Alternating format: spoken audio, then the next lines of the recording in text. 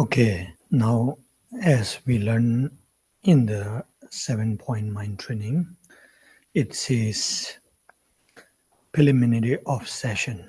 So another way we say Guru Yoga. So here we do the Guru Yoga or the preliminary session. That means we visualize Buddha and our Guru in separately in front of our space, surrounded by all the Buddha and Bodhisattvas. So that way we do a visualization as if you have special deities, and again you can do that one also. And if you don't believe in deities, you just can visualize the truth. So may I can follow the truth and the power of the truth. May I can able to be follow the truth. So that way we can do a short session preliminary practice. Donc, comme nous avons déjà appris dans le passé, l'entraînement des 7 points qu'on fait depuis plusieurs sessions déjà, c'est la pratique préliminaire. Donc, comment on le fait? Ce serait de visualiser notre Guru devant nous. Donc, le Bouddha serait entouré par des Bouddhas, des autres Bouddhas, de Bodhisattvas. Donc, si vous avez votre déité personnelle, visualisez votre déité en face de vous. Sinon, seulement juste suivre la vérité absolue, la vérité ultime. Et on souhaiterait qu'on puisse toujours suivre la vérité absolue.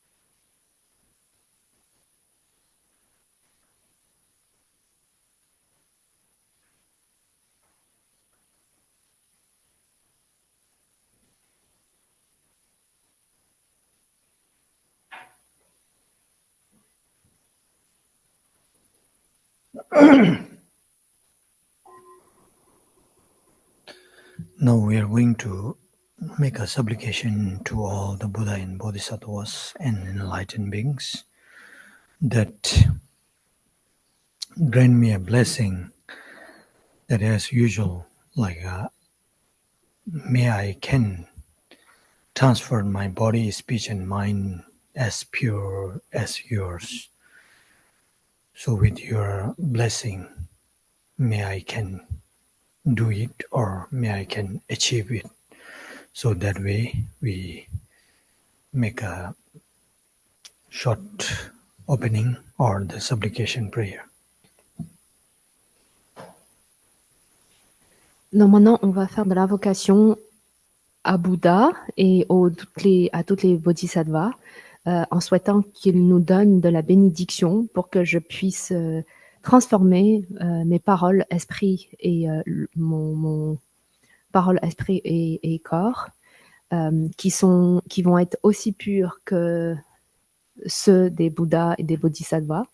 Donc c'est comme ça qu'on va commencer, on va faire l'ouverture de la session d'aujourd'hui.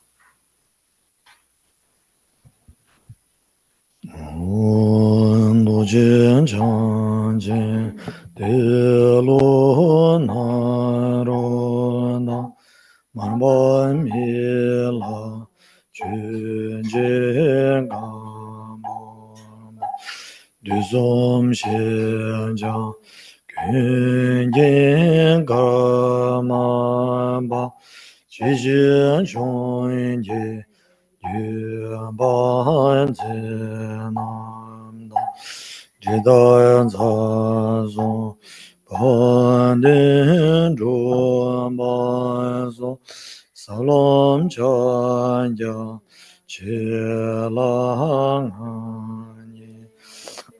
Nyamen Chonga Tambo Kanjula Soyan Deso Kanjula Jeno Nam Tang Jinjilo Shalom Gom Ji Gambara Sumbaji Senro Gula Chashin Membanda Tsindrin Dunda Chube Gom Jela Chumim Ba Memba Jingelo Mugyo Gomji Gosumbashi Mingan Dengo Chiambela Maela Jundo Sowa Dembe Gomje Chimimig Gewa Jinjelo Yingmen Gomji Yunshi Sombaj Gangsharan Tombe Ngo Somade Mojun Dengar Chombe Gomjela Gomjalo Tawar Jingelo Namdongo Chugro Zumba Chiyamayi Chiyang Chawala Magarambar Chave Gomjela Konde Yeme Toambara Jingelo Kiwan Gundu Yandalamada Tamen Junje Bela Lonje Yunden Hamzone Doje Chanje Goyaban Yundojo Doje Chanje Goyaban Yundojo Namo Buddhaya Namo Dharmaya Namo Sanghaya Namo Buddhaya Namo Dharmaya Namo Sanghaya Namo Buddhaya Namo Dharmaya Namo San Gaya Sanje Chedan Sogi Chonam Chanchum Barandon Danin Jausun Pagi Jinsun Yimban Deda Rola Benje Sanje Roba Simchen Domjen Dewa Diwen Yunan Denbar Gyurj Dungan Dan Dungan Gin Yudan Tawaran Gyurjen Dungan Meb Dewan Damba Dan Mindrawaran Gyurj Nirin Jadan Nidan Jal Tanyum Chembola Nebar Yunje Changze Wanan Jujing Shamba Jisu Yirang Gujing Sowa Yewa Chungzen Dagin Chisa Tomjin Dagin Changju Chengu Sojin Bijin Jushin Mendon Virab Lingxin Niden Yenba Sanje Xingdu Migden Bowa Dogen Namda Xingdu Chunba Shu Idam Guru Redna Mendra Kam Niryan Dayami Semjen Namge Samba Loye Chedra Jin Tunmon Deba Chuji Kurlo Kurando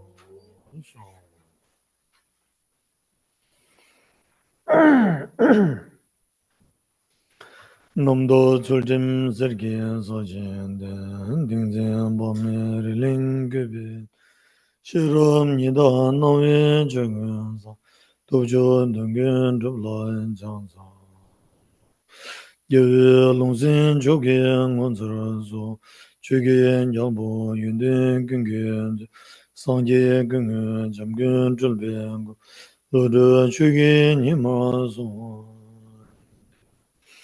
Bolin Zoe Lama Rinpoche Dagi Jiuru Bime Dejola Kadin Chimbo Gune Jesonde Gozon Doje Nguro Zaldo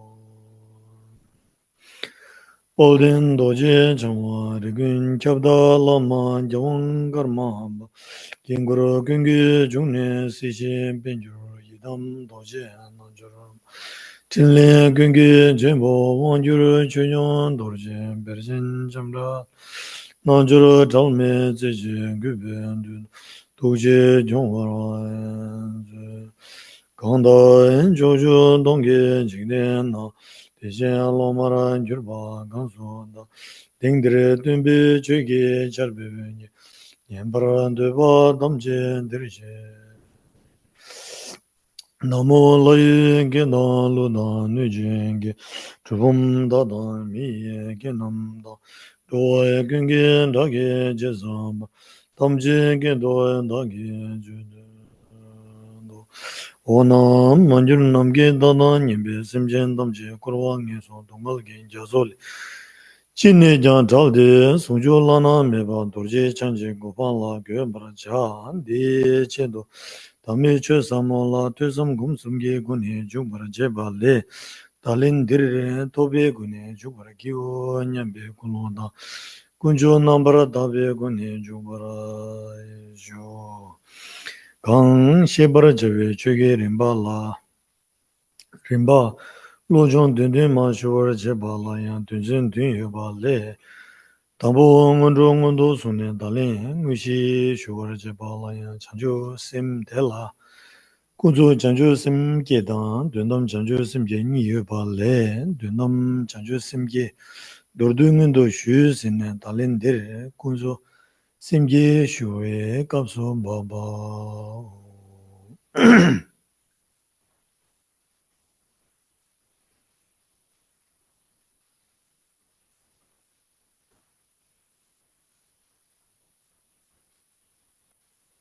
Okay, once again, good morning.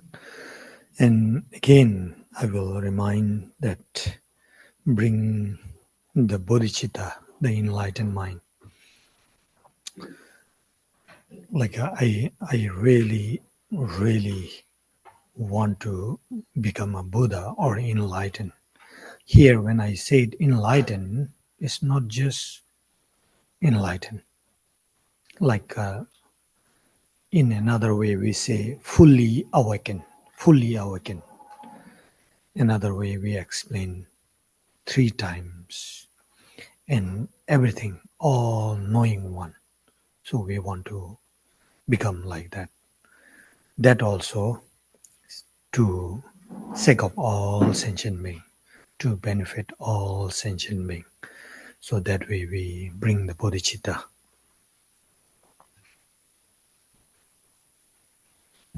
Encore une fois, donc bienvenue à tous d'assister à la session d'aujourd'hui.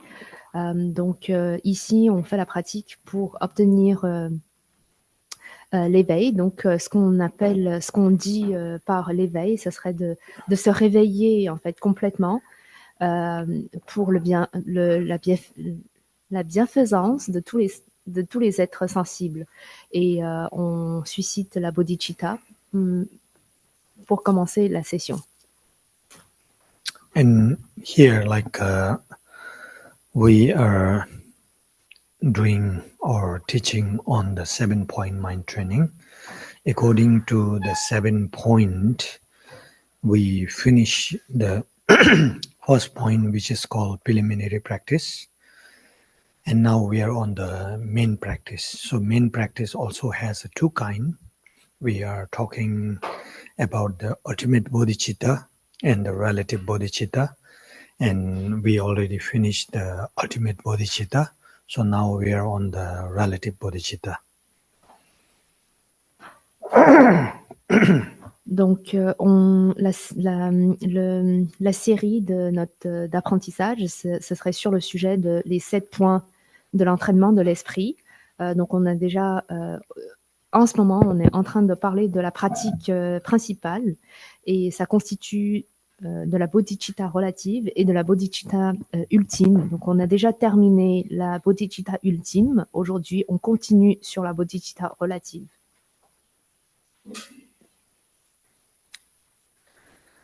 But before we start the teaching, what we do is that, like, we try to apply little bit. That means we try to do a meditation little bit. So then you may have a little bit of idea, the practicing or applying to do the application.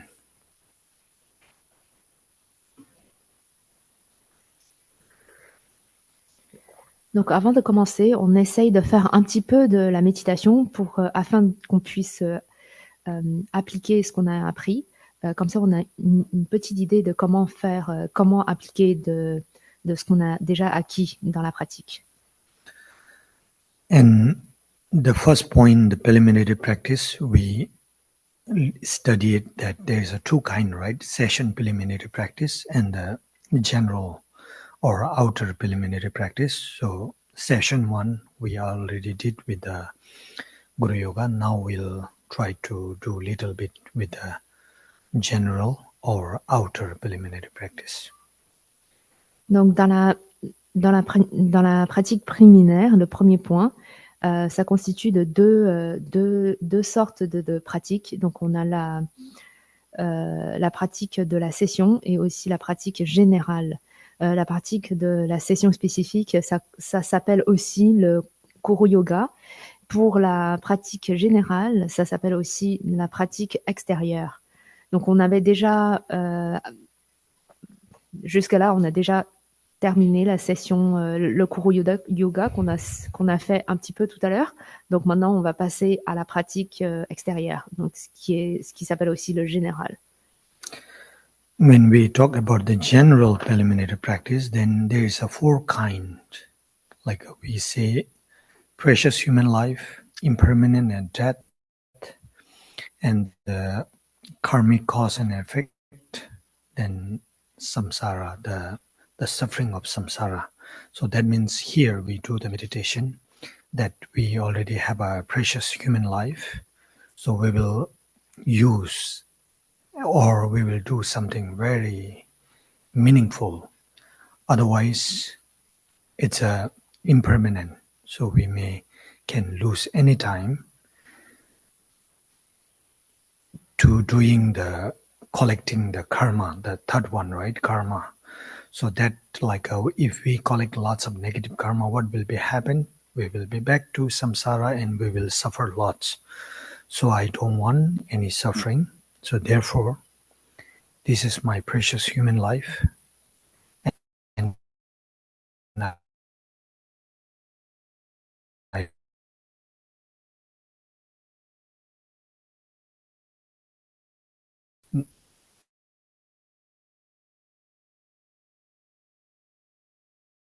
will do here a short meditation.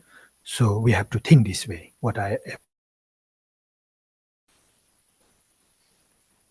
Donc, dans la pratique générale, ça constitue encore quatre autres points. Donc, on parle de le précieux corps humain, l'impermanence, le cause et effet karmique et le samsara. Donc, maintenant, on va faire un petit peu de méditation sur les 4 points. Et parce que je ne voudrais plus souffrir et revenir dans la samsara, alors j'aimerais, à travers mes pratiques, cumuler de bons karmas et bien profiter et pas gaspiller l'opportunité précieuse d'avoir acquis déjà le précieux corps humain dans cette vie. Donc, on va procéder à la méditation analytique sur les 4 points.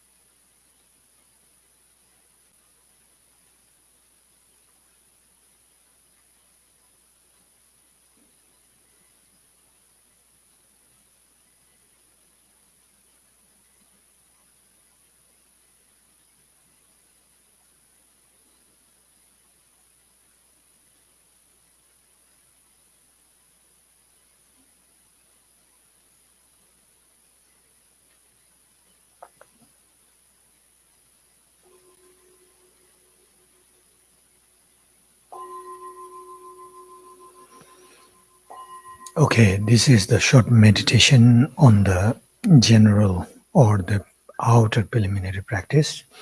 And now we move to the main practice. It has two kind of bodhicitta, the relative and the ultimate. So ultimate bodhicitta itself is the the realization of true nature of mind or realization of emptiness is called ultimate bodhicitta. But here, that mind we don't have. So we have to practice to obtain that realization. So therefore, how we start is that we start with the visualizing, or we are trying to see all the phenomena or human beings, animals, everything as a dream. So we have to start this way. So now we do the short meditation. So during this time, try to see that everything is like a dream. That means it doesn't last forever. And we grasp that like our body, let's say, seems like a very pure, which is not true. If we don't wash within a few days, you will know how whether it's pure or not. And we think that we grasp like a permanent. It's not true. Within a few minutes, we will know when we cross our leg, right? So, so that is the one. And everything we grasp like a ultimate. So it's also not true. It can change anytime, any moment. So that way we see everything as a dream. So that way we do a short meditation, seeing everything as a dream. Donc maintenant, on va passer à la pratique principale, comme on avait déjà évoqué plus tantôt. Donc ça constitue deux sortes de bodhicitta, la bodhicitta relative et la bodhicitta ultime. Quand on entend, qu'est-ce qu'on entend par la bodhicitta ultime? Ça serait de réaliser que ça serait de réaliser la vraie nature de notre esprit, ce qui est la vacuité. Mais en ce moment, on n'a pas encore acquis cette connaissance ou cette réalisation. Alors pour s'entraîner, on va essayer de visualiser que tous les événements, tous les phénomènes apparaissent comme une sorte de rêve. Donc tout est temporaire et pas permanent. Parce que souvent, on a tendance à accorder beaucoup d'attachement à ces phénomènes, à ces événements-là, comme si ça va durer pour une éternité, mais ce n'est pas du tout vrai. Par exemple, pour notre corps, si on se lave pas pour quelques jours, ça va se salir. Donc, toutes les phénomènes et les choses qu'on voit en ce moment sont pas forcément la vraie version, la vérité des choses. Alors maintenant, on va passer à pratiquer, à essayer de visualiser que tous ces phénomènes-là sont comme une sorte de rêve.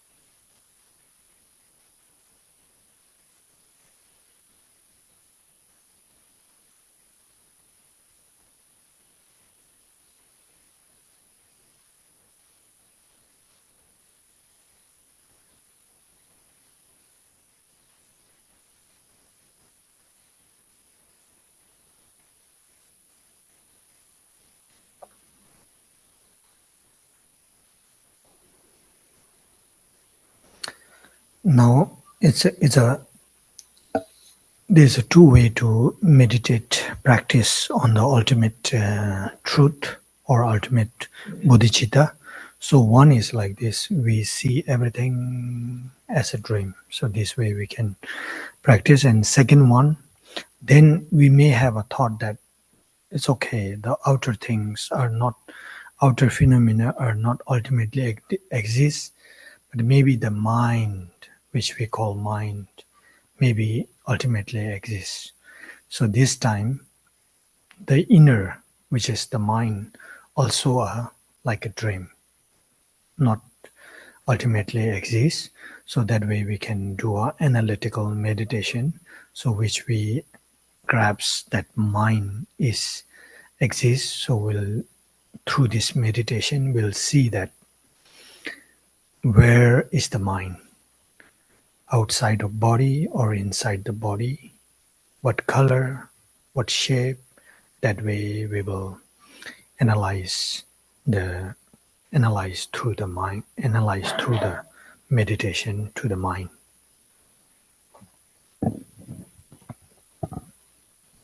So the mind doesn't exist? Ultimately. Ok. Donc il y a deux façons de pratiquer, la bodhicitta. On a parlé tantôt la bodhicitta ultime. Donc ici, on met l'emphase encore sur la bodhicitta ultime. Encore une fois, il y a deux façons de pratiquer, de nous aider à réaliser, de réaliser en fait la vérité absolue. Donc tout à l'heure, on avait fait la pratique de visualiser que tous les phénomènes et les événements n'existent pas en réalité, donc ils sont comme une sorte de rêve. Et la deuxième façon de pratiquer la bodhicitta ultime, ce serait d'essayer d'observer notre propre esprit et de réaliser que, ultimement, en fait, même l'esprit ne prend pas son existence nulle part. Donc, pour atteindre cette réalisation, on peut essayer de se poser la question telle que où se trouve notre esprit, quelle est sa forme, quelle est sa couleur, ainsi de suite, pour en fait, avec toute une série de questions qui nous amènent à en fait faire la conclusion que l'esprit ultimement n'existe pas non plus.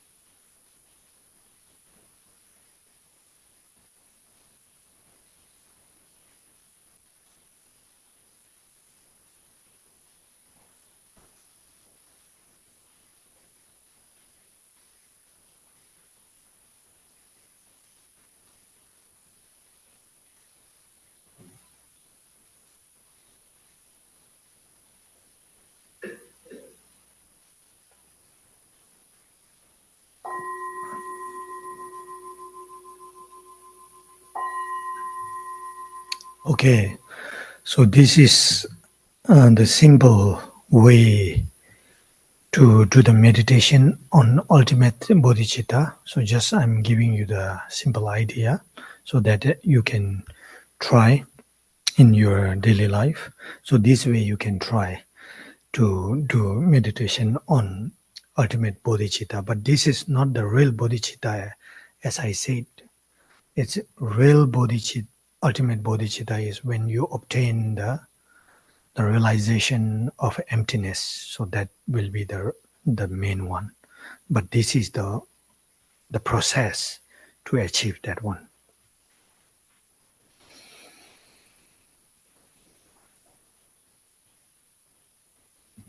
Ok, donc on a fait la simple expérience, la façon simple de pratiquer la bodhicitta, de faire méditer sur la bodhicitta ultime. C'est la façon que vous pouvez répéter cette pratique dans dans le quotidien. Mais encore une fois, en fait, ça c'est juste un procédé. Et ce qu'on veut atteindre, ça serait la réalisation. La réalisation que la bodhicitta ultimement n'existe pas. Donc en fait la fin de tout ça, ce serait de réaliser la vacuité. Et comment faire cette réalisation? C'est à travers ces pratiques de la méditation sur la bodhicitta ultime.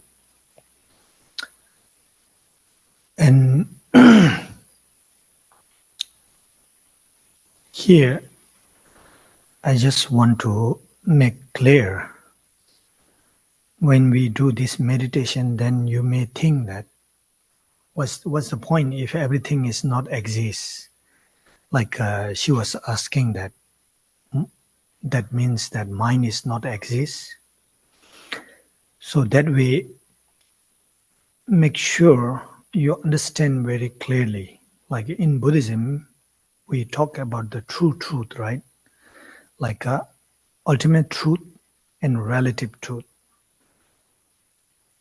When it comes to the relative truth, then when it comes to the ultimate truth, then nothing exists. Everything is emptiness. We see this way, like a different perspective when we are in ultimate truth.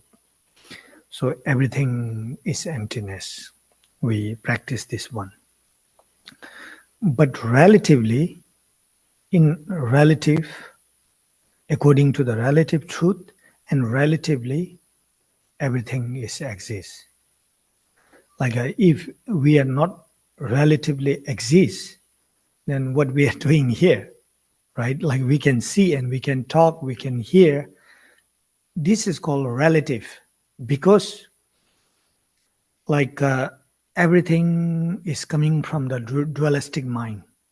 That means everyone is expecting, we don't much think about the truth and nature. We think that my life should go as I want.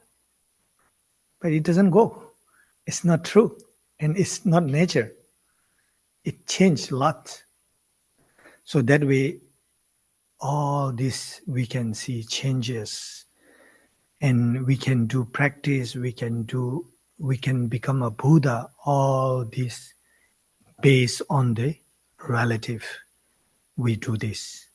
Ultimately, we cannot. Everything is emptiness. So don't confuse or don't mix these two, then you may have a confuse. Lama said emptiness and Lama said do practice. What does that mean, So relatively we have to do practice and we have to become a Buddha. That's possible. So that means you can realize that everything as illusion and dream. So once you realize that one, then there is no attachment. Like last time I give the example, you can have this thermos, but without attachment. So it's good. It doesn't bother you. It doesn't make you pain. But now it's not like that. Once we have something, people, whatever, we attach. So then problems start. Pain is start. Suffering is start. So that's why anyway here Relative and the ultimate is two different things. Relatively, everything is exists, whatever we can see or we can have it. And ultimately, everything is emptiness. Alors ici, ça serait bien de éclaircir encore sur les quelques points qu'on vient de parler. Donc, quelle est en fait, ce serait quoi ce serait quoi le point de toute cette session si il n'y a rien qui existe de façon absolue, en fait. Donc, dans ce cas-là, il n'y a aucune nécessité, il n'y a aucun besoin de faire la pratique. Mais en fait, c'est pas vrai parce qu'on parle de deux réalités, de deux vérités, deux sortes de vérités. Donc, il y a la vérité absolue et la vérité ultime. Quand on parle de la vérité absolue, on parle de la vacuité. Donc, il y a rien qui n'existe, mais dans la vérité relative, tout existe. Parce que s'il y a rien qui n'existe, comment expliquer que nous sommes en train on est présent aujourd'hui, on est en train de faire la pratique. Donc, ce qu'on fait ici, c'est, on parle pas en fait, quand on fait la pratique, on est en train de parler de la vérité absolue. Parce qu'à travers les pratiques du quotidien, en fait, à travers nos pratiques quotidiennes, essayer de visualiser et de comprendre, en fait, ultimement, il n'y a rien qui n'existe. À travers cette pratique, on va finalement comprendre la vérité absolue. Donc, il faut bien faire la distinction de ces deux sortes de vérités et qu'on essaye de pratiquer comme on avait fait pendant cette séance, de visualiser que tous les phénomènes et les événements sont comme une sorte d'illusion, une sorte de rêve. Donc, il ne faut pas accorder beaucoup d'attachement. Il ne faut pas accorder d'attachement, trop d'importance à des objets, à des événements. Donc, Lamala a cité un exemple de, c'est comme le thermos. Donc, on peut le posséder, mais il ne faut pas s'attacher au thermos parce que à chaque fois, dès que l'attachement commence, en fait, ce serait le début de toutes les souffrances. And you know that, like, you know that what does that mean? Ultimately, everything is emptiness. You all know that. Ultimately, emptiness. Relatively, yes, we can use and whatever, but what does that mean? Like, ultimately, everything is emptiness. So let's say like this. Donc, est-ce que vous comprenez ce que ça veut dire que de façon absolue, de façon ultime, il n'y a rien qui n'existe? On parle de la vacuité. Est-ce que vous comprenez ce que ça veut dire? And at the same time, that what we are trying to say, emptiness and the just empty, this is two different things also. Donc, ce qu'on parle de la vacuité et et le vide, ce sont deux choses. En fait, quand on parle de la vacuité et la non-existence, c'est deux notions différentes. Okay, let's learn this way. What does the ultimately everything is emptiness means? Let's try this way. Like yourself, whoever. Let's say myself. I'm titled here as a Lama Chuing, right? Then we can analyze. Am I the Lama Chuing or Lama Chuing is me? Or the Lama Chuing is my name. So if you can analyze yourself. Like we are so proud to be like call ourselves like a whatever name, let's say Chuing. But Chuing is name, right? Then I'm not a name. I'm a person. So when we analyze this way, forget about the object. Even ourselves we don't get. Then, like when we analyze, my name was not me. Then this body, I cannot say this body is me. Like, can we say this body is me? We cannot, right? Or like, let's say, we go more details.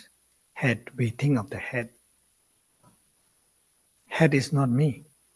If head is me, then what about my head? And if head is me, then why I say my head? Why I don't say me head, So that way, when we analyze very details, you're not going to find yourself there. So that's why we call, ultimately means when we go very details, you're not going to find yourself there, somewhere there. It's very difficult when we go more and more and deeper and details and details. You're not going to find. So that way, it's called ultimately emptiness. Alors, on va expliquer de façon suivante. Donc, on prend un exemple. Donc, Lamala, ici, il a pris lui-même comme un exemple. Donc, il s'appelle Lama Chunging. Donc, quand on analyse c'est qui, en fait, c'est qui cette personne, Lama Chunging? Est-ce que Lama Chunging, cette appellation est lui-même, ou lui-même, il est égal à cette appellation Lama Chunging? Donc, souvent, on se définit par notre prénom, mais le prénom n'est pas une équivalence de notre personne, parce que nous, nous sommes des humains, on n'est pas juste une appellation. Donc, quand on fait des analyses de cette façon et qu'on essayait d'enlever des différentes couches et qu'on rentre vraiment dans les détails, d'essayer d'analyser c'est qui ma personne en fait. Est-ce que c'est ma tête? Est-ce que c'est ma main? Si ce ne l'est pas, pourquoi je les appelle par ma tête, mes mains, avec ma propre possession? En fait, j'attache à mes propres possessions.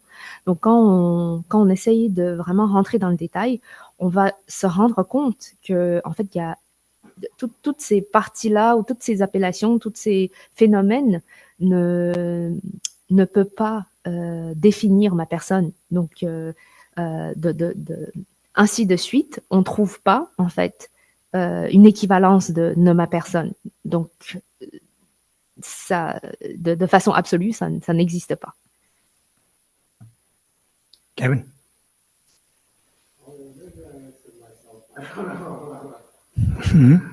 Okay then. All good. So that way, we really have to understand what is the ultimate emptiness.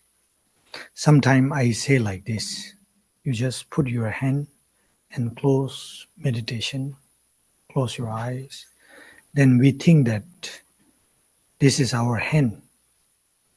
Then at the beginning, my nail is not my hand.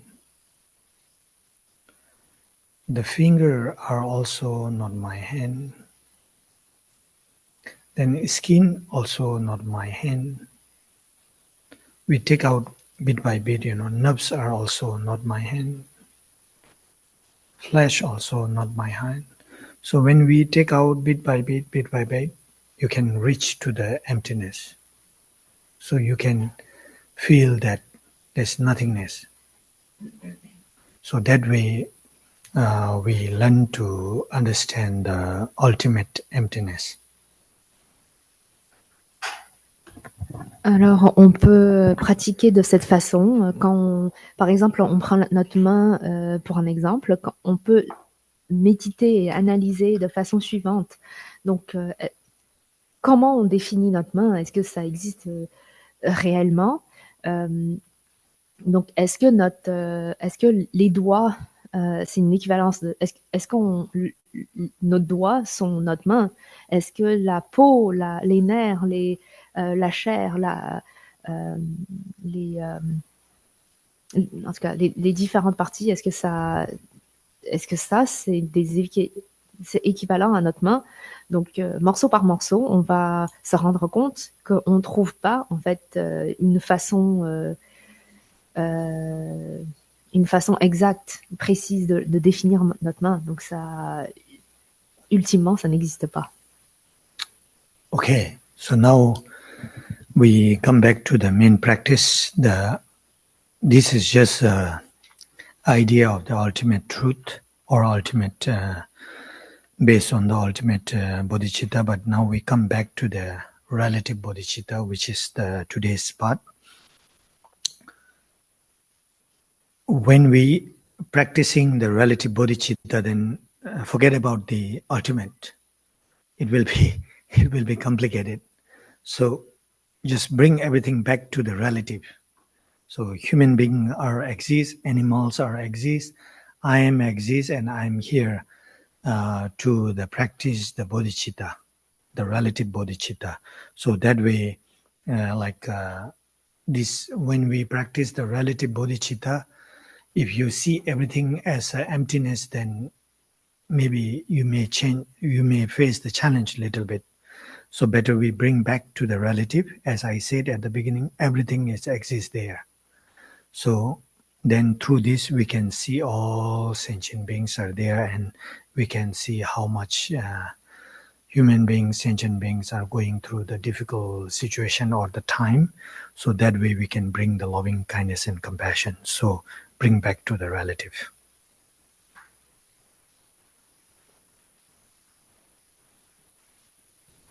Alors donc maintenant on va revenir au sujet cœur de notre session aujourd'hui. Donc on est toujours dans la pratique principale, et tout à l'heure on a fait une révision brève sur la bodhicitta ultime absolue.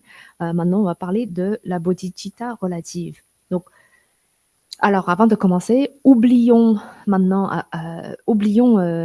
la bodhicitta ultime, parce que parfois, quand on n'a pas, il faut faire les pratiques étape par étape, quand on n'a pas en fait acquis la bodhicitta relative, ça serait très difficile de tout de suite pratiquer la bodhicitta ultime. Donc on peut rencontrer des obstacles. C'est quand même difficile. Alors maintenant, on va essayer, donc on revient sur la bodhicitta relative, donc il n'y a rien qui est vide, tout prend forme, tout existe, les phénomènes, les animaux, etc., tout existe. Donc de cette façon, on va voir que nous-mêmes, on existe.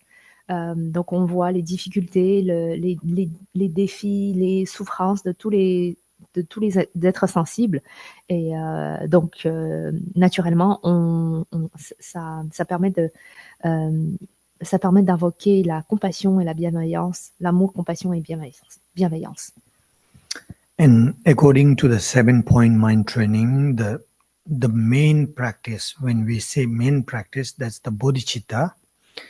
And according to the bodhicitta also, here we have to take it as a main practice is relative bodhicitta. So here they will talk more clear and more details about the relative bodhicitta than ultimate bodhicitta. So here now we are on the relative bodhicitta. So last time we did we tried to understand the relative bodhicitta, and according to the practicing of the relative bodhicitta also, we need to be prepared to practice. And according to the 7-point mind training, based on the Tonglen practice, it will teach you to practice the relative bodhicitta based on the Tonglen. That means giving and taking. Alors dans les 7 points de l'entraînement de l'esprit, la pratique principale, c'est de la bodhicitta. Mais on met l'emphase vraiment sur la bodhicitta relative et non bodhicitta absolue. Donc, vous allez voir dans la suite que ça serait décortiqué vraiment très, très en détail comment, en fait, faire cette pratique de la bodhicitta relative. Et avant de faire la pratique, il y a des choses qu'on doit on doit se préparer pour bien pratiquer, pour bien faire la pratique. Et donc, une étape de la préparation, ça serait de faire la pratique de tongling, donc un échange de soi avec l'autrui.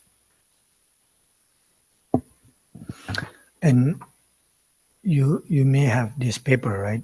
If you don't have, you can collect from there. There's a paper which is the short version of the 7-point mind training. So now we are on the main practice, the second paragraph.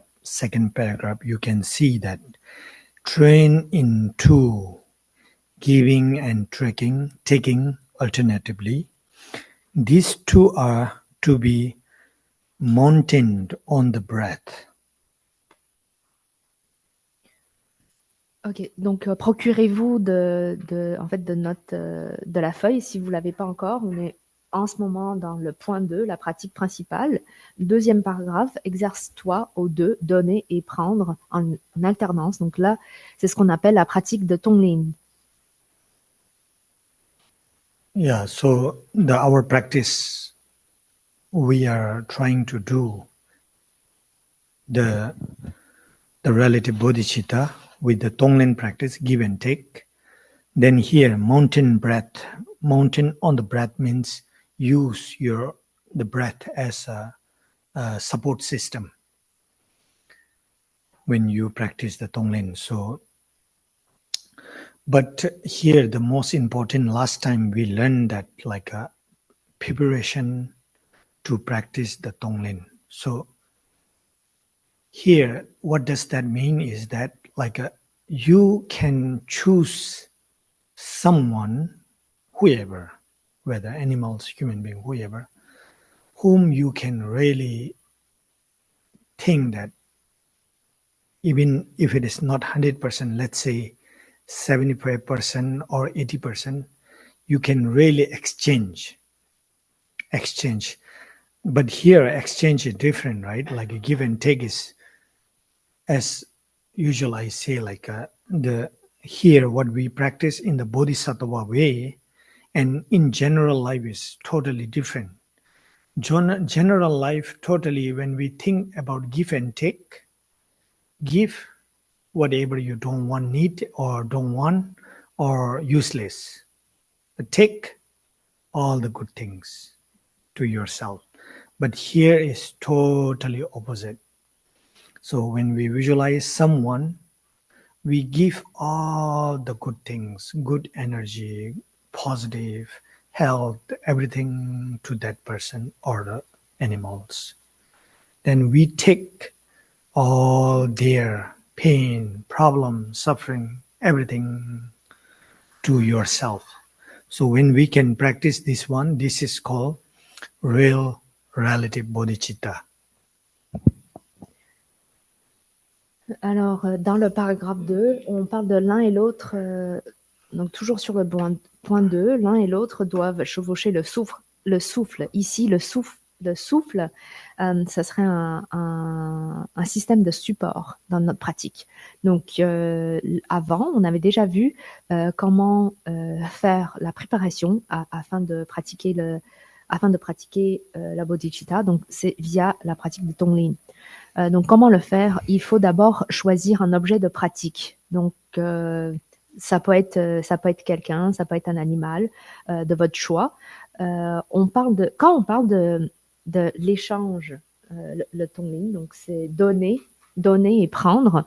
Ce n'est pas le concept, usuel de ce qu'on connaît de façon générale. Ici, on parle de donner et prendre de façon bodhicitta, de bodhisattva. Donc la différence, ça serait quand on parle de donner et prendre dans la vie quotidienne, souvent on donne ce qu'on veut s'en débarrasser. et on prend ce qui est utile pour nous. Mais ici, ce serait totalement l'opposé de ce concept-là. Donc, la pratique de Tonglen dans le bouddhiste, ça serait de donner toutes les qualités, toutes les bonnes choses qu'on obsède à quelqu'un d'autre, et on essaye de prendre en échange toutes ces souffrances, tous les défis que la personne fait face.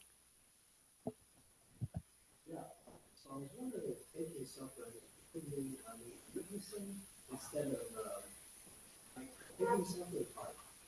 Could you say that it's more like witnessing than taking?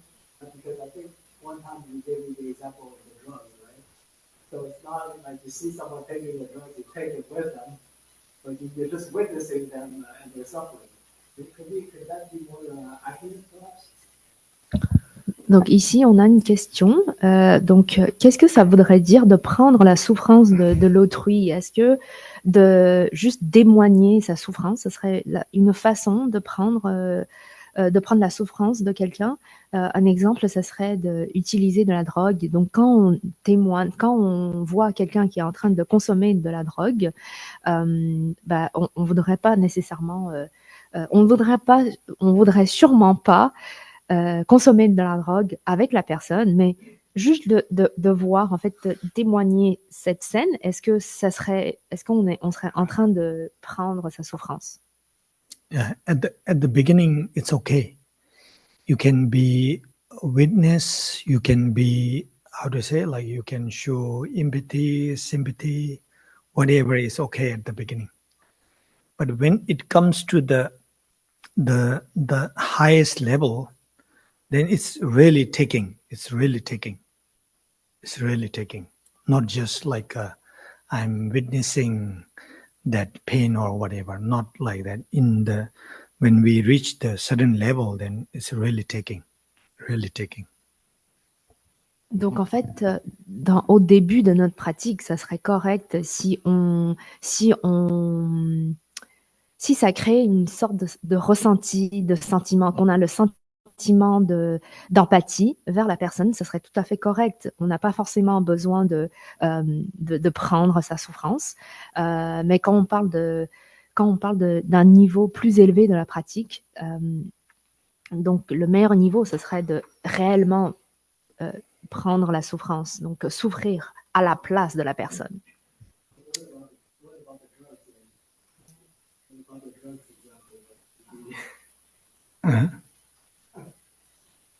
I'd like to comment that when people take drugs or alcohol or other addictive behavior, it is not a suffering. They're self-medicating to deal with internal trauma. So I would focus on, I wish I could absorb some of their internal pain so that they would need less to self-medicate with an addictive substance. So that's the pain. It's not to take the drug with them. They're real not like a root of their suffering. If you could wish for that to lessen and take that in, because self-medication is what mostly triggers, I think, whatever. Donc, quand on revient sur l'exemple de la drogue, est-ce que ce serait vraiment nécessaire de prendre la drogue avec la personne? Donc, on a un commentaire de la Sangha. Donc, la personne dit, c'est pas forcément, en fait, c'est pas juste c'est pas juste la drogue. Ce qui implique, c'est des traumas intérieurs, c'est de la souffrance intérieure. Donc, on voudrait pas juste prendre de la drogue avec la personne, mais il faudrait penser ou essayer de ressentir toutes les traumas, toutes les souffrances que la personne a pu cumuler pour qu'il arrive à ce stade-là. Donc, essayer de récupérer ses souffrances intérieures. We can practice what she said that way also. But another point, what I see often is that, like, when we say really have to take another person's pain or suffering, then we have a mindset. We fear, we afraid. I have to go through all that things. Actually, that is too much self-attachment. The ego part. That's why you're afraid. In the text, what it says is that, like, it's not going to be like, it doesn't mean that you have to suffer. Take doesn't mean that you have to suffer. I will take and he will be free from suffering. That doesn't mean that I have to suffer. So you are let's say in an example, you are a transformer, the machine. When the machine will take some substance that will transport into something like a chips, or let's say potato, the machine will take potato and it will transfer into a potato chips. Machine is not going to transfer into a chips. Then finish, then game over. If the machine itself transferred into a chips, right? So machine is machine. So we are like a machine. Their pain is like a potato. I transferred, and I will give it to the happiness as a chips. So why you worry about here, like a machine may transfer into a chips? And you can see another example, like a doctor. Doctor will take away the patient's pain. That doesn't mean doctor will suffer. So they have an idea how to transform their pain into the recover or the free from bring into a good health. So doctor also a kind of machine, they will help, prescribe, and they will bring a happiness. The doctor doesn't need to go through all the pain, whatever patient is going. But we can say that doctor helped me to take away all my pain. So that means, does the doctor is in pain? No, right? So it's okay. So we are being present like that. Transformer machine, or the disease cure, who helps to cure the disease like a doctor. We have to see in this way. We don't need to be like I can say that when you have really too much self-attachment, then you can be so much sensitive. If I do this, the disease may transfer. If I do this may happen. So when you really have a self-attachment, we call deep self-attachment, then there is so much fear that creates so much insecure, that create lots of problem. So that's why bodhicitta, open your heart with the relative, with the ultimate, you will be okay. Alors, un autre point sur la même question que Lamla voudrait commenter, ça serait quand on parle de la souffrance, de prendre la souffrance de quelqu'un d'autre. Souvent, on a très peur de ces obstacles. Et ce serait dû à beaucoup d'attachement à notre ego. Donc, dans le texte, on nous explique que prendre la souffrance, en fait, ça ne voudrait pas dire que je vais devoir passer à travers ces souffrances moi-même, personnellement. Parce que, en fait, je prends les énergies, les souffrances négatives et je le transforme en de la joie, de la paix, de la lumière, et je le rends à la personne en face de moi. Donc, on est comme en fait, on parle de la transformation. Donc, on est comme une sorte de machine, ou un processeur. Donc, pour les machines, un exemple, ce serait si on a une machine qui fait des chips, qui fait des frites, en fait, on ingère les patates et on transforme les patates en frites. Mais ça ne voudrait pas dire que la machine va lui-même se transformer en chips. Donc, il ne faut pas s'inquiéter là-dessus.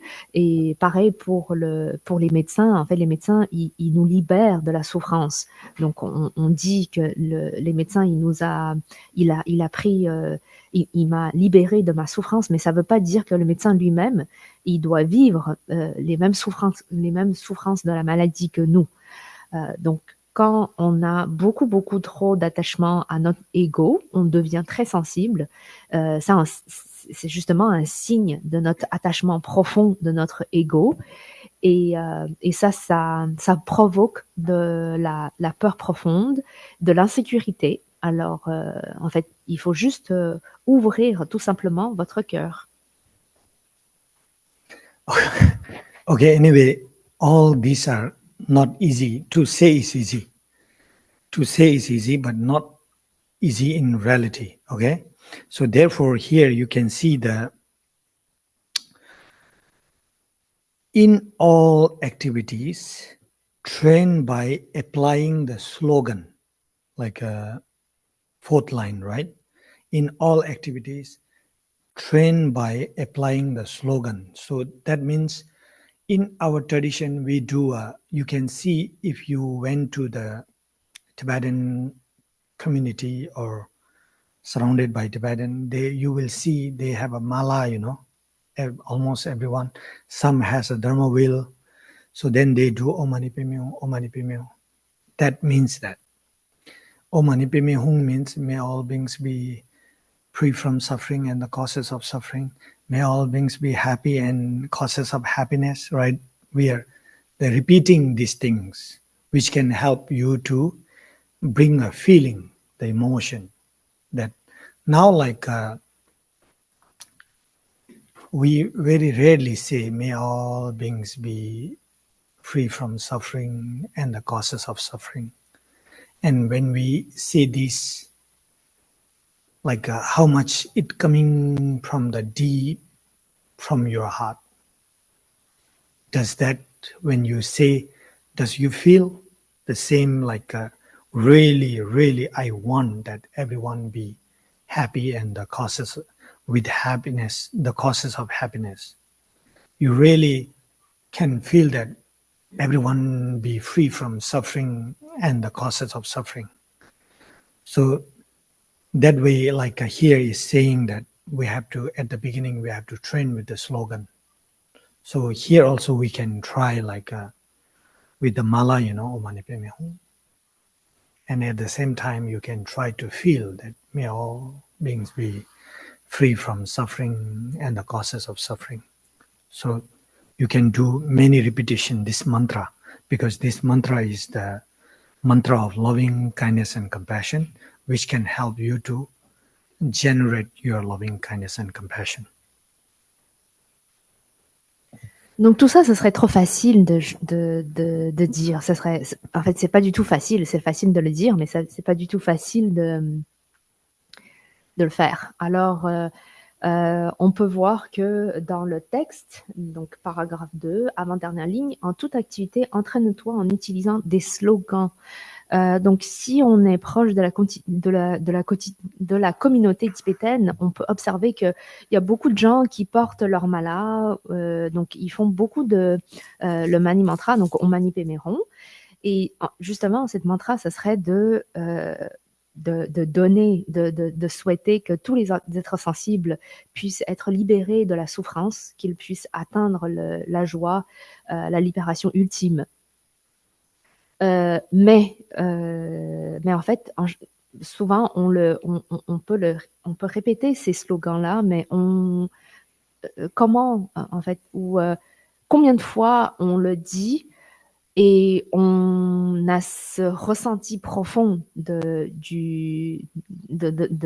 notre cœur en fait, qu'on le ressent personnellement. Donc, en fait, il faut s'entraîner par les slogans, mais en même temps, quand on dit les mantras Om Mani Padme Hum, on essaye de susciter ce ressenti, qu'on puisse, en fait, qu'on souhaite que tous les êtres sensibles puissent être libérés de la souffrance, qu'ils atteignent la joie, la paix absolue. Donc, dans la pratique, dans votre quotidien, on peut aussi essayer de pratiquer cette mantra-là parce que c'est cette mantra de l'amour, la compassion et la bienveillance. Yeah, so one day when you reach that, when you say Om Mani Padme Hum, it comes with a feeling as it is, how I explain. then you're in different level, for sure. But now, most of the time, we can easily say, "Oh, mani padme hum." But during that time, I cannot guarantee you that same feeling is there. So once we can say, "Oh, mani padme hum," at that time, if you can have same feeling that really may all beings be free from suffering and the causes of suffering, then you're in different level. Donc un jour, quand on va pouvoir chanter la mantra Om Mani Padme Hum avec des ressentis, on serait sur un autre niveau. Parce que souvent maintenant, quand on dit c'est trop facile de dire Om Mani Padme Hum, mais on n'a pas forcément les ressentis profonds de souhaiter que tous les êtres sensibles puissent être libérés de la souffrance. Donc c'est important de continuer à pratiquer, mais essayer de mettre notre cœur dans la pratique et susciter le vrai ressenti. Anyway, at the beginning, you can train with slogan like this or with the mantra. So that way you can train yourself. Then the last line says, begin the process of taking with yourself. So then now we'll try to learn how to deal or do with yourself, the Tonglen practice at the beginning. So we'll try to learn this one. Ok, mais tout ça pour dire qu'il faut commencer quelque part, donc c'est quand même bien de juste commencer à chanter, réciter les mantras Om Mani Padme Hum. Donc on commence avec les slogans et petit à petit on développe la suite. Donc maintenant on passe à l'apprentissage de la dernière ligne du paragraphe 2. Donc commence la séquence de la prise avec soi-même, avec toi-même. Donc ici on parle de la pratique de Tonglen. Donc on va passer à l'apprentissage maintenant.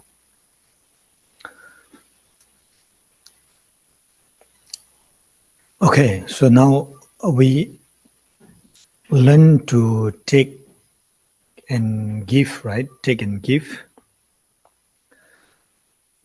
So at the beginning, we can do this way, like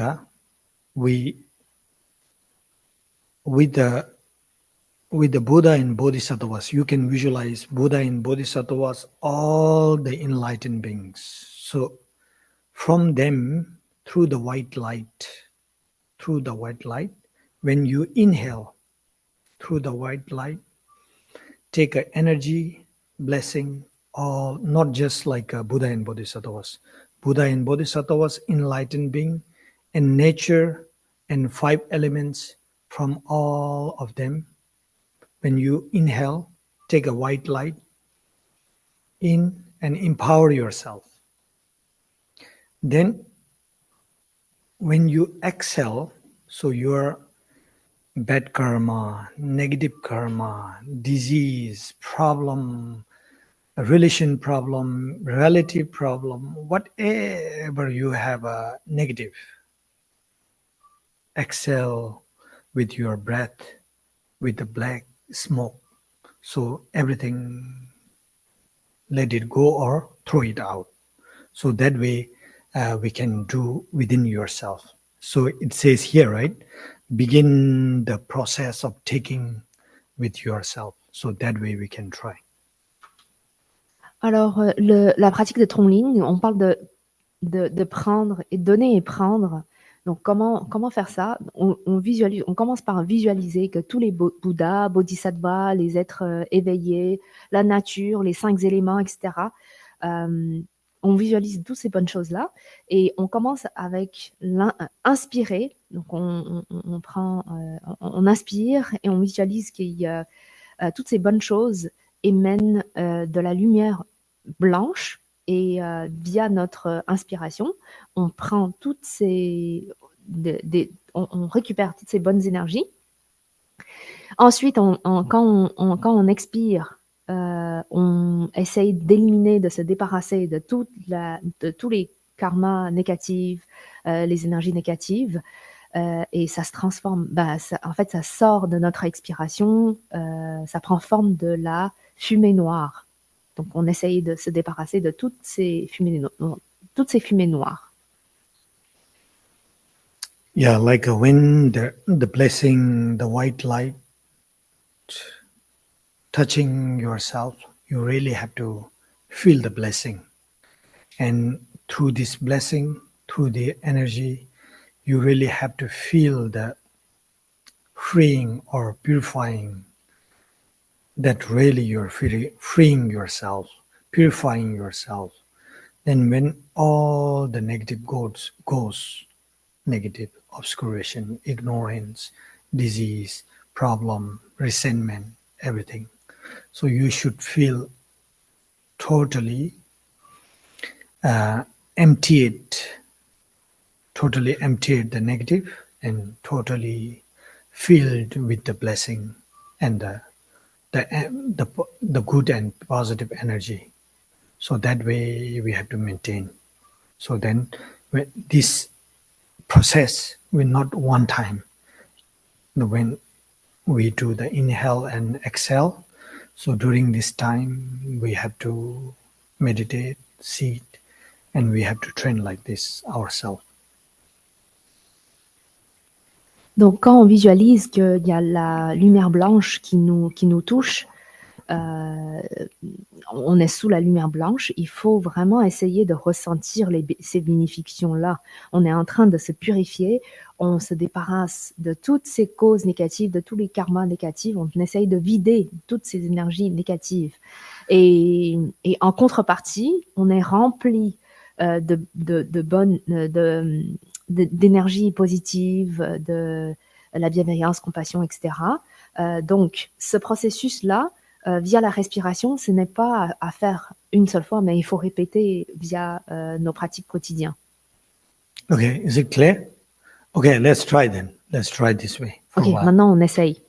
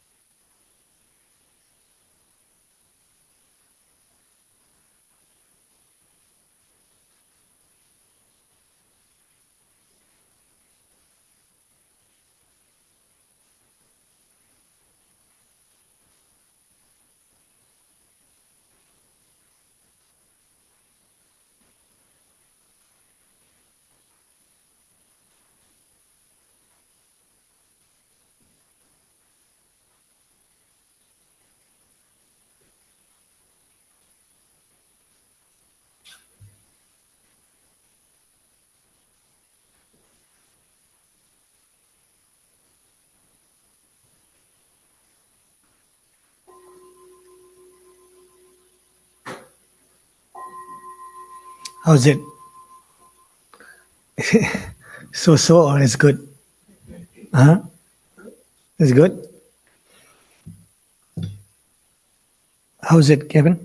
I also try to excel with the body, with the aura, not just by the nose, but I really visualize just relaxing the nose, but the aura as well. It's okay.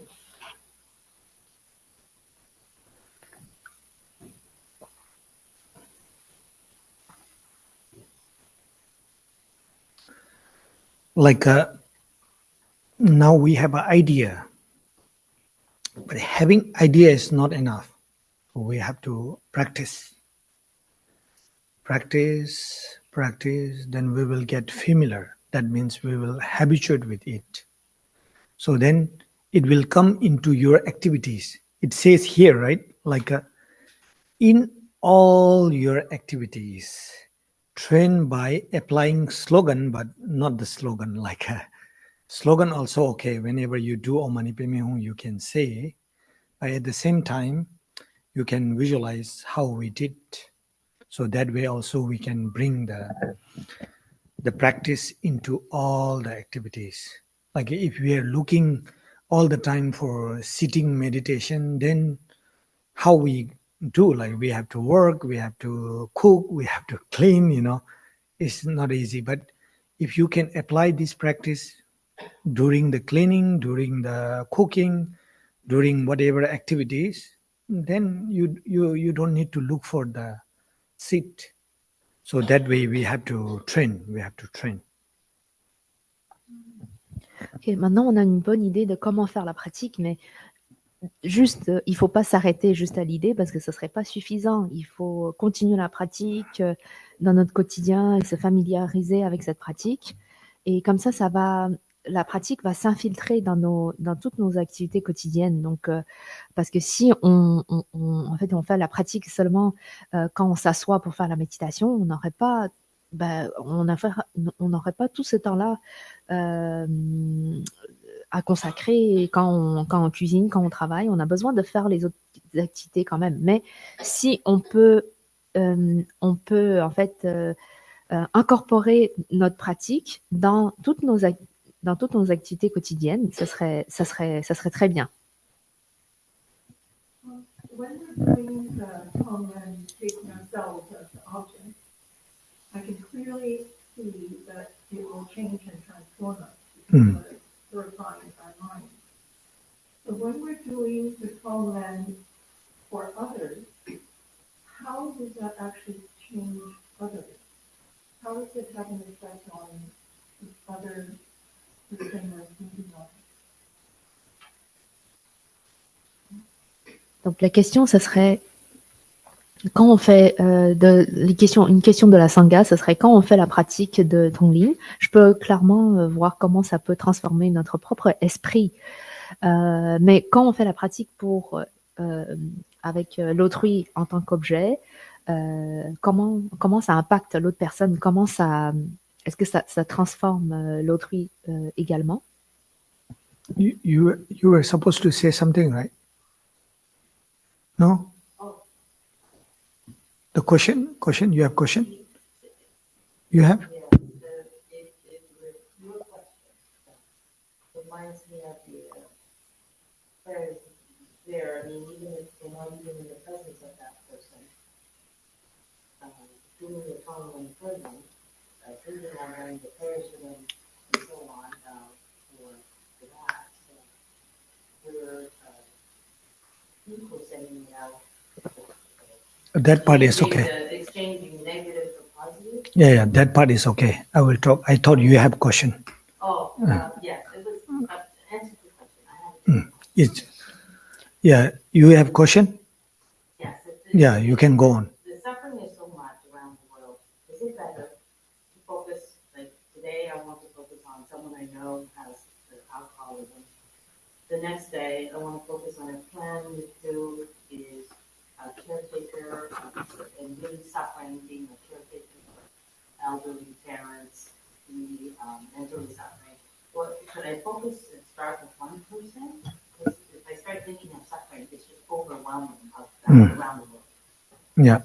Ok, la deuxième question, ce serait, il y a beaucoup trop de souffrance dans le monde aujourd'hui. Donc, comment concrétiser comment faire la pratique dans le concret? Donc, est-ce que je fais la pratique avec une personne en particulier et ensuite je change je passe à une autre personne? Je peux en fait penser à faire le tonglen avec quelqu'un qui souffre de l'alcoolisme, mais le lendemain je pense à quelqu'un qui est dans le soin, qui travaille dans le soin, qui fournit des soins médicaux. Des soins médicaux. Alors, est-ce que je passe d'une personne à l'autre ou comment le faire? Parce que si je pense à toutes ces souffrances-là, ça peut être, c'est juste beaucoup trop, c'est écrasant. Okay, first we go with the Martin one. Martin one is like when we practice the Tonglen with ourselves, we feel so good, like we can feel relief and all. But how does it work with the others, right? Like question is that. So what we believe or what we say is that it's all about energy. All about energy. So when we see someone in pain or suffering with the pure heart or pure compassion, we try to exchange there. We try to really send the energy, the pure energy but that for sure that helps. But it depends on that the person himself also, it depends how much he is able to take. Like in our tradition, we say like this, all the Buddha and Bodhisattva has unconditional love and compassion. But how much we take is upon us, how much you are capable to take. But then how the energy works, that I can give example like this. Like where we go, the place where they really practice the peaceful energy, we just enter, we can feel the energy. But where they do very aggressive thing, at the same time when we enter, we can feel that. That's called energy. But it's like this, in this samsara, in this world, so much pain, suffering is going on. So when we send our power, let's say, compared to the pain and suffering going on, our energy is very little. So then we may not see and we may not feel. But that doesn't mean it's not effective. Like usually I give example like this. Like let's say dark late night. If I burn the incense, very tiny, but it brings the light, but we may not see as a light, right? Like because of very tiny. But that doesn't mean there's no light. The incense, it brings a tiny bit of light. Like you can see the worm which has a small light behind his back. Sometimes when we go out, we can see, right? But that really doesn't bring a big light when it's totally dark. But it brings. So same with our Tonglen practice. First thing, we are not so qualified. But it brings energy, positive, the light. But yeah, not easy to see the effective. Because that doesn't mean it doesn't bring, it brings. Alors, d'abord, on va répondre à la première question. Donc, quand on pratique le Tonglen, on voit la transformation sur nos propres esprits et comment ça affecte les autres. Donc bien sûr, on se sent bien quand on fait cette pratique-là, mais dans le bouddhisme, tout tourne autour de l'énergie. On parle beaucoup de l'énergie. Donc quand on voit quelqu'un dans la souffrance et avec le cœur pur, avec l'amour, la compassion, on envoie de notre énergie positive, c'est certain que ça va aider. Mais puisque c'est comme on dit dans les Bouddhas et les Bodhisattvas, ils ont l'amour et la compassion à l'infini. Mais combien on peut en récupérer, combien on peut le ressentir, ça dépend de nous-mêmes. Donc quand on envoie de l'énergie positive à quelqu'un, ça dépend aussi de l'autrui, combien il peut le ressentir, combien il peut en absorber. Donc nous, quand on fait cette pratique-là, c'est pas facile de voir l'effet immédiat parce que on est tout de même pas tant qualifié que ça. Donc pour voir l'effet, ce serait difficile. Mais ça veut pas dire que c'est le néant. On envoie quand même de l'énergie positive. Donc un autre exemple, une analogie, ce serait quand on est dans le noir absolu, quand il fait très noir et qu'on allume de l'encens. On voit un petit bout de lumière. Donc, c'est sûr que ça va pas nous aider à se réchauffer, ça va pas faire son effet, mais on peut pas dire qu'il n'y a pas de lumière. Donc, c'est pareil. De cette façon-là, de voir de cette perspective-là, ce serait pareil. Donc, on continue à envoyer on continue à pratiquer, on continue à envoyer de l'énergie et ça va aider. Okay, then the joiner one, like, is it okay to practice bit by bit today another person, tomorrow another person? That is okay, because here you can see, like, we learn. First, it will say the relative bodhicitta exchanging with everyone, but if you are facing the difficulties at the beginning, then you can start with the slogan, or you can start with yourself. So that means it's okay to, like, even when you are qualified with yourself, then when you replace with others, then it's still okay, like, start with the one whom you can do, then you can with others, so that way it's okay to change. Ok, pour répondre à la deuxième question, c'est tout à fait ok de passer d'une personne à l'autre. Quand on commence, ce serait bien sûr difficile, mais donc on peut commencer doucement. On commence avec les slogans, comme on avait dit aujourd'hui, et commencer avec la personne. En fait, l'objet de la pratique, on choisit une personne qui est le plus facile pour nous de faire le tongling, donc on commence par cette personne-là, et petit à petit, on peut passer à l'autre personne et ainsi de suite. And now we know how to practice with yourself, right? So now, like, what we do is here, what we learn extra is that, like, we are standing here as a Vajrayana practitioner or Mayana practitioner. So therefore, we'll extend little bit. Same technique, but little bit we extend. So that means, like, you can visualize all the Buddha and Bodhisattvas, enlightened beings, all the deities, doesn't matter which religion, everyone whom you believe, and 5 elements, and the nature. And your side, not just yourself.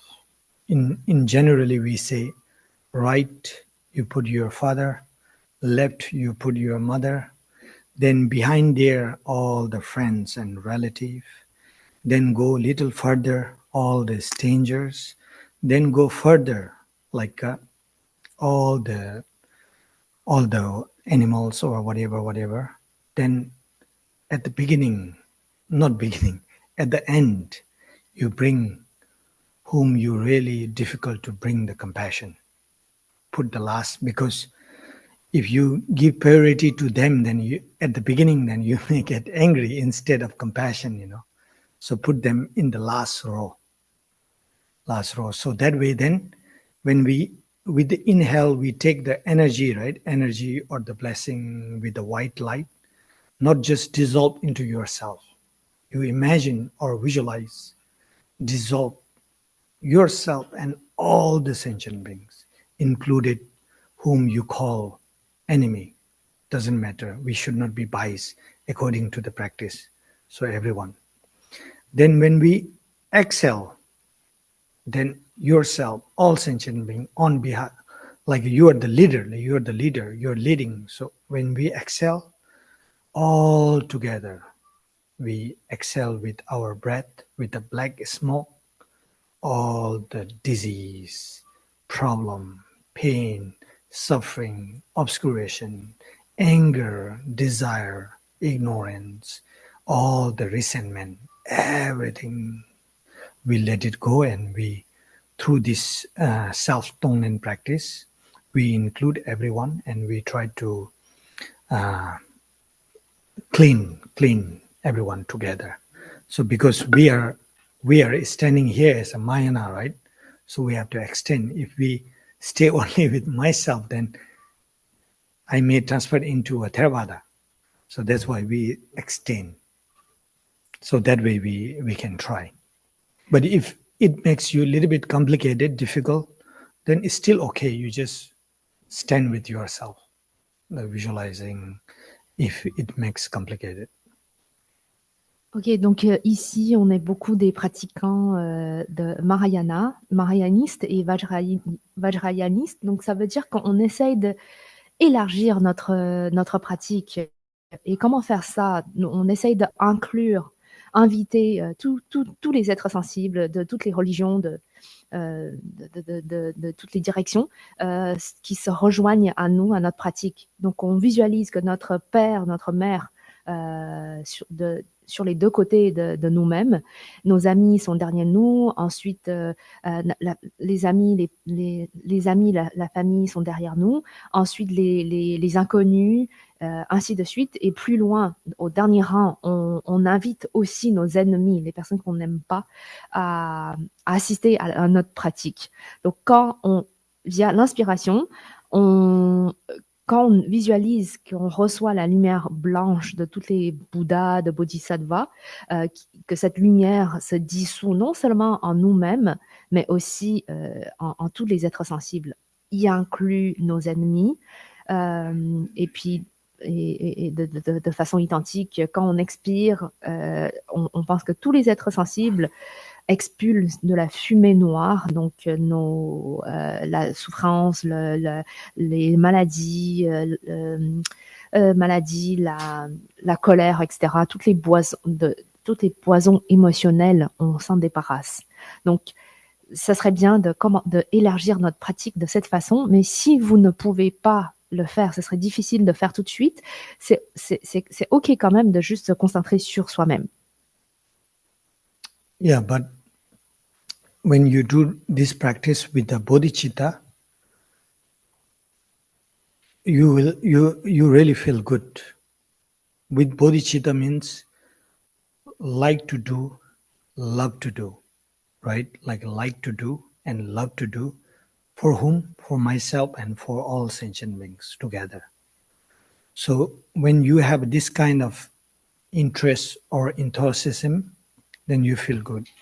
And at the end, when you finish this meditation, you have to rejoice, you have to be grateful that I could do it like this.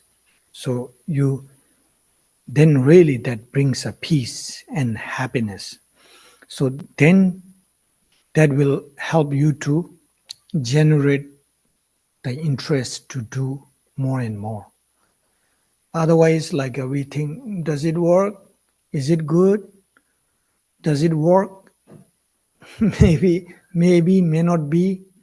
Then it will ruin all the meditation. Instead of that, I'm very grateful that I, at least not practical, but at least I can do the mental.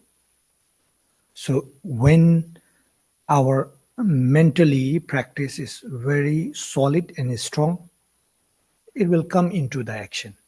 So no doubt. because I give example like this. When I hurt someone, without having mindset that I want to hurt, is very rare. We don't do. Like I don't punch someone without having thought that I want to punch. If you're mental disorder, then that's a different case, right? But if you are normal, then we will think first, I want to hurt.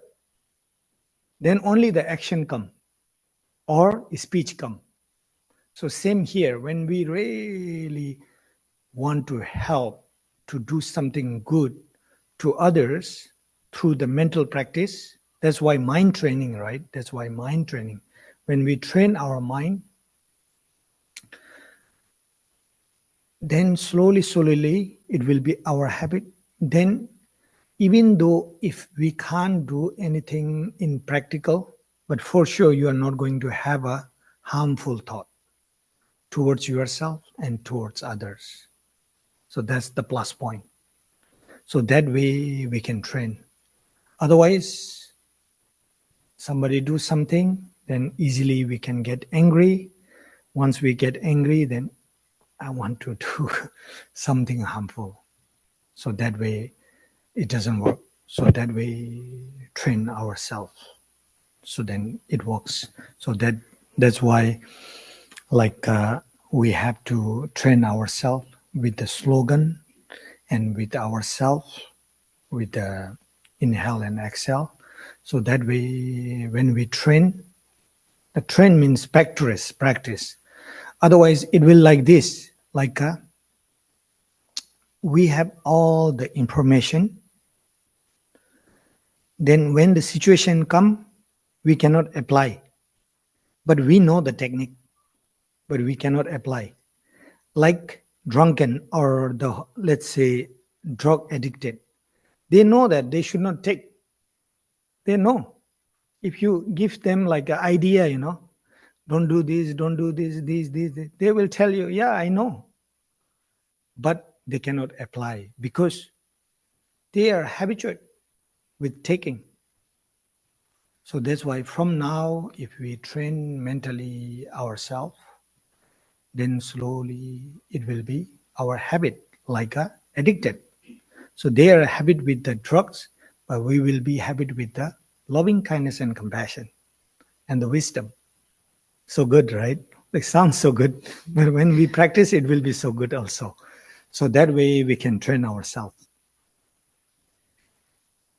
Ok, donc quand on fait la pratique de Tonglen, de la Tonglen et de pratique avec la bodhicitta, on se sent très très bien. Et plus on aime, qu'on adore faire cette pratique, en fait, bodhicitta, ça voudrait dire dans ce cas-là qu'on aime faire cette pratique, on adore faire cette pratique pour moi-même et pour tous les êtres sensibles. Donc, et à la fin de la pratique, d'un point de vue rituel, il faut se sentir reconnaissant qu'on puisse faire cette pratique pour moi et pour tous les êtres sensibles. Et comme ça génère plus d'intérêt pour continuer à faire de plus en plus cette pratique. Donc, mais par contre, si on a des doutes sur est-ce que ça marche vraiment, est-ce que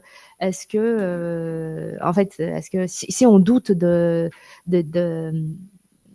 bienfaits de la pratique, si ça marche ou pas, bah, ça va détruire ce qu'on vient de faire. Donc, quand la pratique mentale est solide, ben c'est sûr que une fois quand on passe à l'action, on fait aussi des activités positives. Un exemple, ce serait toutes les actions négatives proviennent des pensées négatives. Donc, si je veux blesser quelqu'un, ben, sans cette pensée-là, sans commencer par cette pensée-là, je vais jamais en fait passer à l'action de faire du mal à la personne. Alors, si on continue, si on pratique souvent la pensée de « je voudrais bénéficier tous les êtres sensibles », dans ce cas-là, petit à petit, ça va s'infiltrer sur toutes nos activités, toutes nos actions.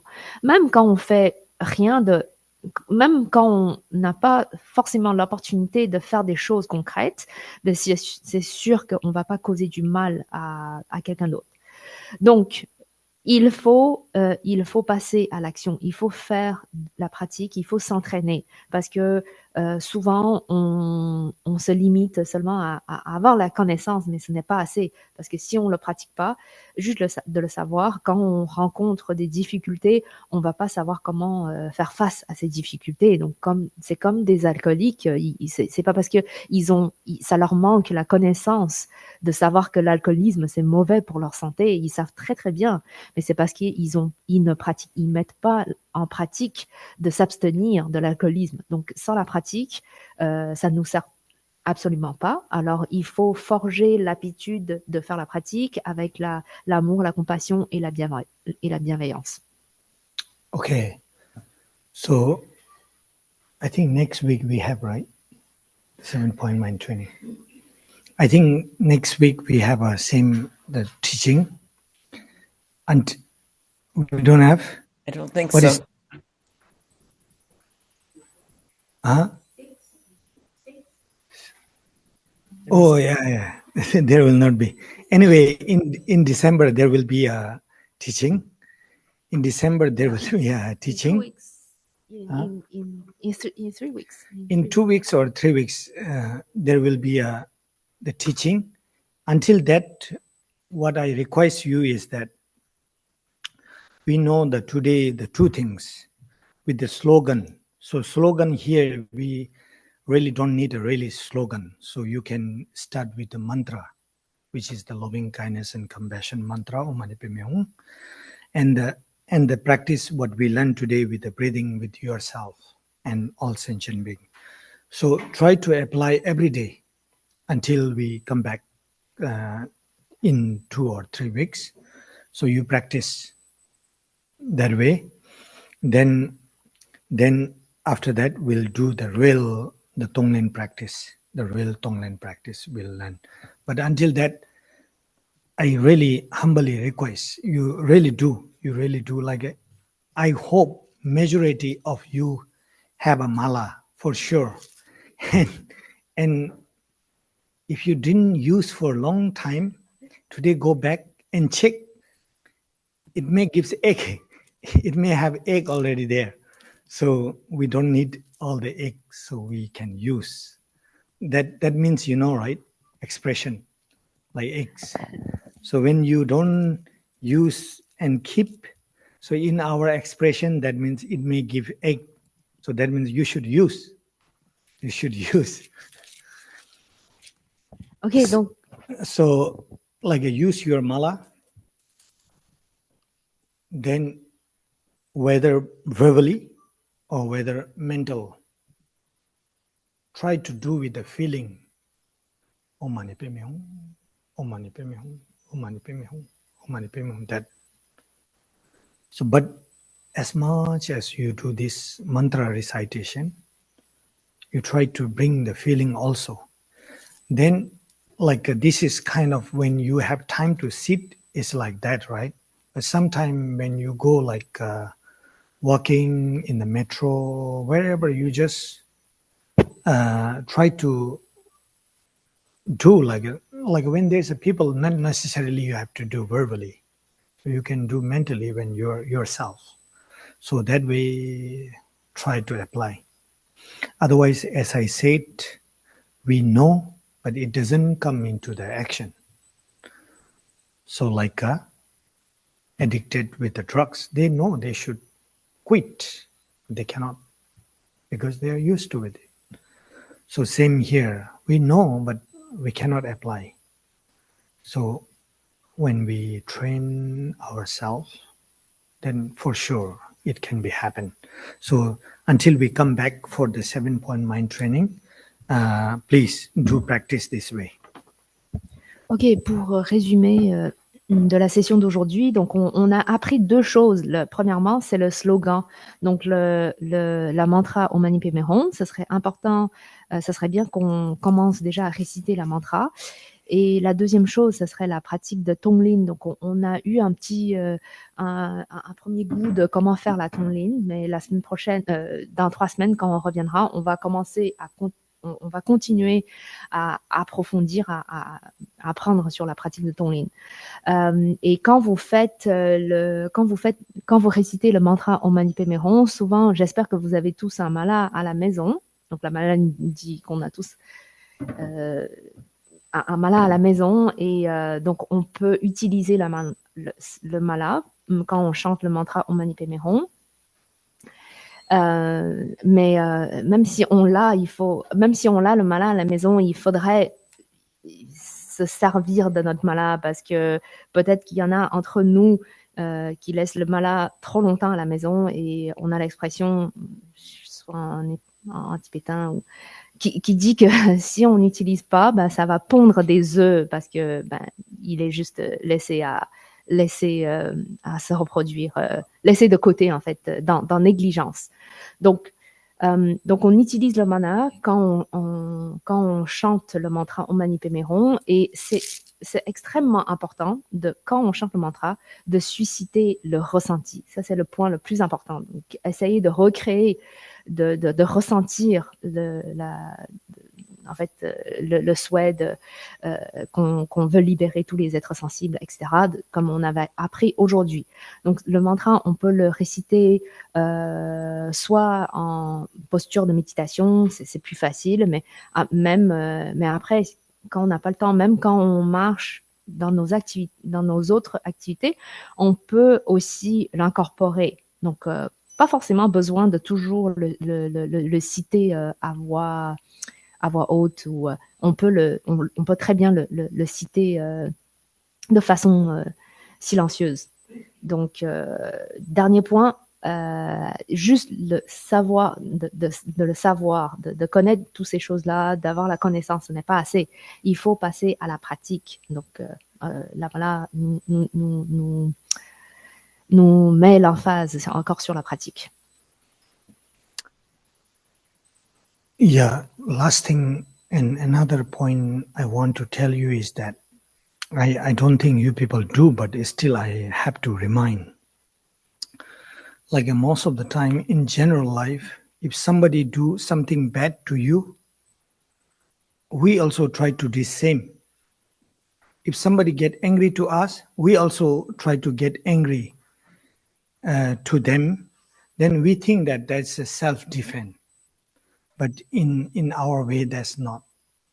So when you see someone as a bad person, why you put yourself also same level as them? So then that means that if they're a bad person, then you also became a bad person, right?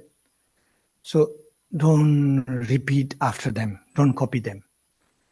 Like we have to defend, we have to overcome with the smart way, wisdom, and the loving kindness and compassion. So then you are not going to level them. You are going to level up yourself. So that's very important. Like we are practicing here, bodhicitta, wisdom, all these things, right? If we practice copying them, then what's the point of practicing mind training? So that way, we have to level up with the loving kindness and compassion and the wisdom. So this is very important. Souvent, en fait, notre pensée usuelle pour se défendre, ça serait quand il y a quelqu'un qui nous attaque, notre réaction naturelle, ça serait de nous défendre. Mais ça serait pas la bonne façon de se défendre en ayant la colère, ou en invitant en fait des énergies négatives dans le contexte, parce que en fait, dans la pratique, on veut pas matcher l'énergie de la personne en face de nous, mais on veut les surpasser. Donc, on veut répondre avec l'amour, la bienveillance et la compassion, et pas, en fait, il faut absolument éviter de copier le comportement des autres personnes. Okay, this is all for today, and we are going to make a short dedication. So whatever we learn today, may ourselves and may all beings can apply this way into the loving kindness and compassion, wisdom practice into their life. And may everyone be free from ignorance and the suffering, and may everyone be enlightened, and may everyone achieve ultimate happiness and peace. So that way we make a short dedication that this may happen. Donc, en dernière partie, on va passer maintenant à la dédicace. Donc, on souhaiterait que tous les êtres sensibles puissent être libérés de toutes les souffrances et qu'ils atteignent l'éveil. Donc, on va... donc, c'est la page 10 de notre brochure.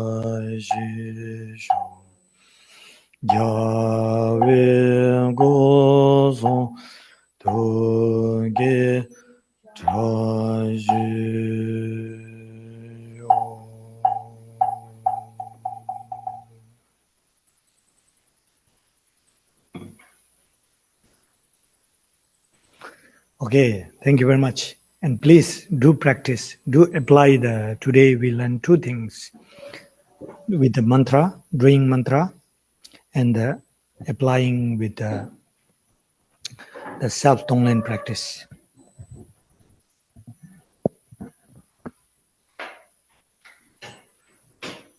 Thank you, Acharya. Thanks, Acharya. Thank you, Lama. See you tomorrow.